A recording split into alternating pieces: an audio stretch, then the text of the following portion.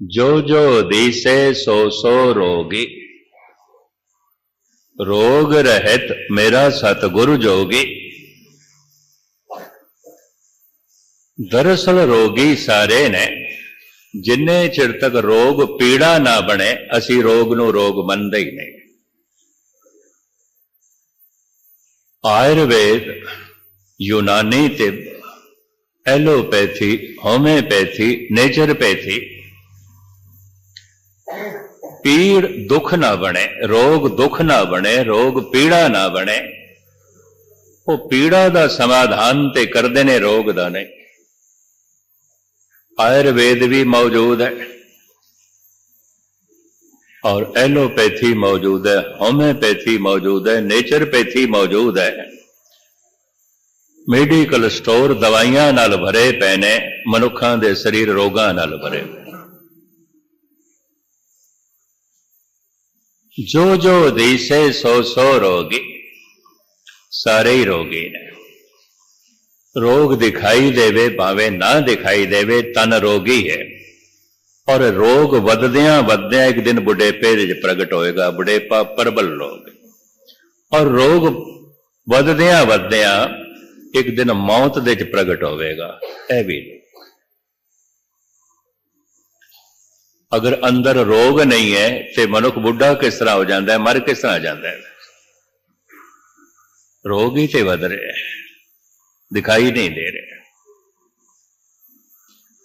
तन रोग है। गुरु नानक नहीं मनते कोई तन स्वस्थ हो सकता है। रोग ते मन सोग है, मन दे सोग ते चिंतावां ने। जिथे सारे तन रोगी ने, उथे सतगुरां दी बाणी कहंदी है सारियां दे मन दे चिंता है। चिंतत ही दिसे सब कोय, सारे ही चिंता तुर रहे हैं। चिंता भविष्य दी आउंदी है और यादां भूतकाल दी आउंदियां ने। तन नूं भजन दौड़न वास्ते अस्थान चाहिए, स्पेस चाहिए। मन नूं भजन दौड़न वास्ते समा चाहिए, काल चाहिए। देश दे च भरमण करदा है तन, काल दे च भरमण करदा है मन। ध्यान नाल पकड़ना। मन नूं जगह नहीं चाहिए, अस्थान नहीं चाहिए। मन ते समय दे च भटकदा है। तन अस्थान दे च भटकदा है। तन नूं काम करने वास्ते जगह चाहिए, स्पेस चाहिए, देश चाहिए, अस्थान चाहिए। दौड़न वास्ते, भजन वास्ते, काम करने वास्ते, बैठने वास्ते, उठने वास्ते, सौण वास्ते जगह चाहिए। मन अस्थान दे च नहीं दौड़दा, मन समय दे च दौड़दा। किहड़े समय च दौड़दा है? दो समयां दे च। किहड़े दो समय? उंज समा इक्को ही है। मनुख करके समय दे तीन रूप बन जाते हैं, भूत, भविष्य, वर्तमान, माजी, हाल, मुस्तकबिल। उंज समा केवल समा इक्को ही है।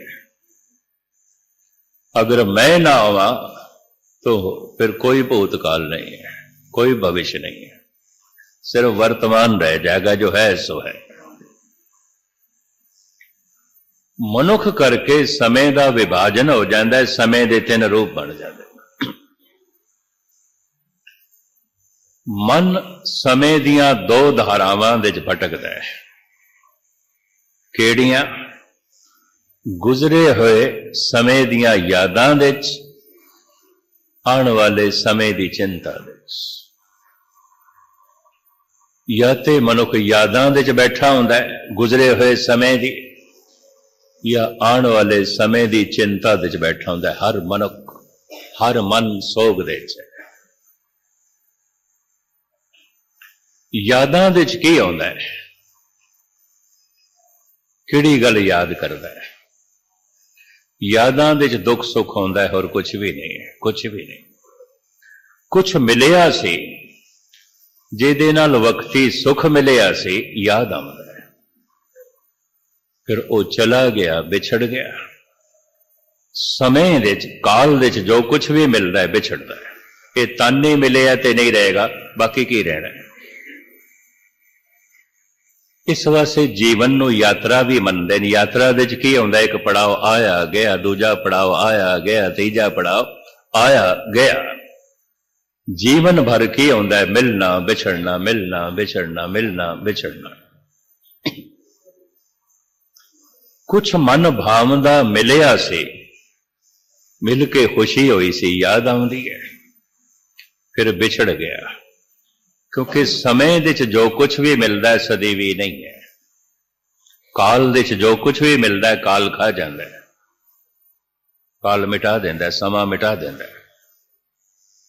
सदैवी कुछ भी नहीं है, मिलता है बिछड़ता है। कुछ मन भावदा मिलिया से, मिल के बड़ी खुशी हुई सी, याद आउंदी है, फिर बिछड़ गया। बिछड़ के बड़ी चोट लगी, दुख होया, याद आउंदा है। मनुख दुख सुख दियां यादां च बैठा हुंदा और कुछ भी नहीं।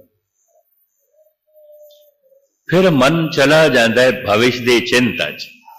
चिंता केड़ी गल दी, हुण जो कुछ कोल है किधरे बिछड़ ना जाए। हुण मैं जो कुछ चाहना ऐसा ना होवे किधरे ना मिले। चिंता।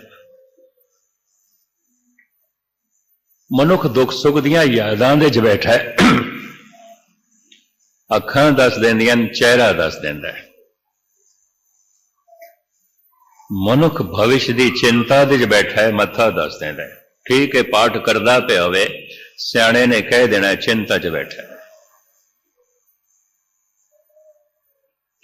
ठीक है, मंदिर मस्जिद गुरुद्वारे बैठा होवे, सियाणे मनुख ने दस देना है दुख दुख सुख दियां यादां दे च बैठा है, और कुछ भी कुछ भी।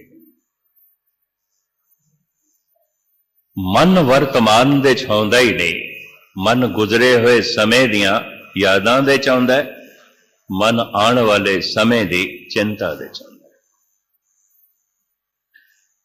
इस संबंध च अक्सर मैनू गुरु तेग बहादुर साहब जी महाराज का श्लोक याद आ जाता है, आपनू सरवण करावां। सतगुरु कहते ने, चिंता ताकी कीजिए जो अनहोनी होए, जेकर अनहोनी होंदी होवे तां करो। ये कह रहे ने सतगुरु। चिंता ताकी कीजिए जो अनहोनी होवे, ये मार्ग संसार को नानक थिर नहीं कोय। चिंता दे मूल दो कारण मैं फिर बयान करा। पहला, कम से कम मेरे नाल ऐसा नहीं होना चाहिए, होंदा जगत नाल होवे पिया। मेरे नाल ऐसा नहीं होना चाहिए, पर अंदर चिंता बनी हुई है किधरे हो ना जाए, हो ना जाए। आप सियाणे उम्मीद ये गल पकड़े चाहिए। कबीर कहते ने, पारो सी के जो हुआ तू अपने भी। किहड़े चक्रां च पिया, जो दूजे नाल होया तेरे नाल भी होएगा, तेरे नाल भी होएगा। कम से कम मेरे नाल ऐसा नहीं होना चाहिए। दूजा बुढ़ा होया मैं ना होवा, दूजे दी अर्थी निकली है, मेरी ना निकले। कबीर कहते मेरे को पुछ, पारो सी के जो हुआ तू अपने भी जा। किहड़े चक्रां च पे, जो दूजे नाल होया वही तेरे नाल होना, वही तेरे नाल होना।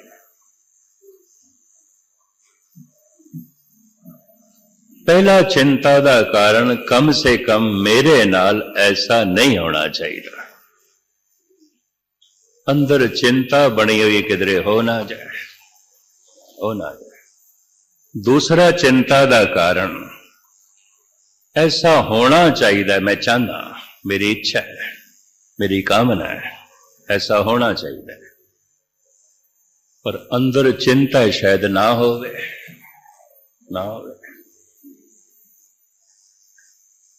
ऐसा चाहना मैं, ऐसा होना चाहिए, अंदर चिंता है, मथा ना होवे। गुरु तेग बहादुर साहब जी कहते ने, जो होंदा है वो होंदा है, जो नहीं होंदा वो नहीं होंदा। अनहोनी किसे नाल नहीं होंदी, होनी होंदी है, चिंता क्यों करता? गल इतनी है। चिंता तांकी कीजिए जो अनहोनी होए। ये मार्ग संसार को नानक थिर नहीं को। दिन होया होना ही सी, रात होई है होनी सी। और सुन लो, जन्म होया होना ही सी, मरण होया होना ही सी। सुख मिले है मिलना ही सी, दुख मिले है मिलना ही सी। हुण मैं अर्ज करा